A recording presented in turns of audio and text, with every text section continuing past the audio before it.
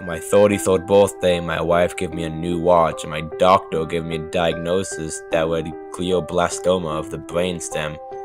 Yay, happy birthday to me. It did explain the things I've been seeing for weeks.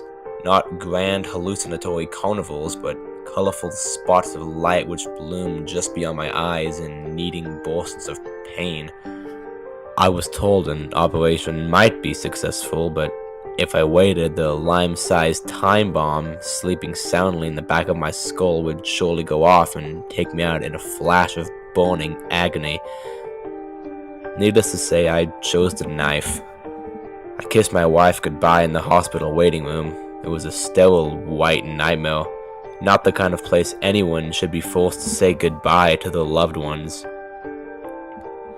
An hour later, I was on the table, my eyelids taped shut, a clear mask pumping knockout gas down my throat. The last thing I saw before it all went black was not my wife's face, nor my dad's or even my mom's. Haunting the back of my eyelids, burning into the pink folds of my mind, was the ending of Sleepaway Camp. If you've seen it, then you know what I'm talking about. I woke up to frightful voices and the color red. Blood red. My blood.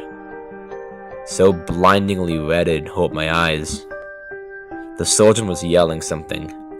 I groaned and grabbed for the smoldering white-hot coal I felt in the back of my brain. My fingers sunk into it like jelly, pulsing and throbbing with terrible heat, and a flare of icy pain clipped down my spine and settled deep into my gut. I heard a terrible shriek and realized with a sort of detached curiosity that it was my shriek. The searing death wail of something burning alive as its flesh slipped away in great, waxy ribbons while the inferno consumed. I clawed at my head and shrieked and shredded out warm ribbons of brain until curtains of darkness fell over my vision. I felt nothing when I awoke in a dark place. I felt nothing but cold, a freezing burn. Plastic crinkled as I pawed blindly for what? The light switch? I felt nothing. I felt something I thought might have been a light switch and pulled. Zip. I realized with a pang of morbid humor that I was in a sort of human-sized plastic bag. I pulled a long, trembling breath and tasted corruption, the violently overwhelming taste of rot. It curled in my stomach and made me dizzy, made me positively green to the gills. I fought back vomit as I sat up. I was alone in a very dark, very dead place.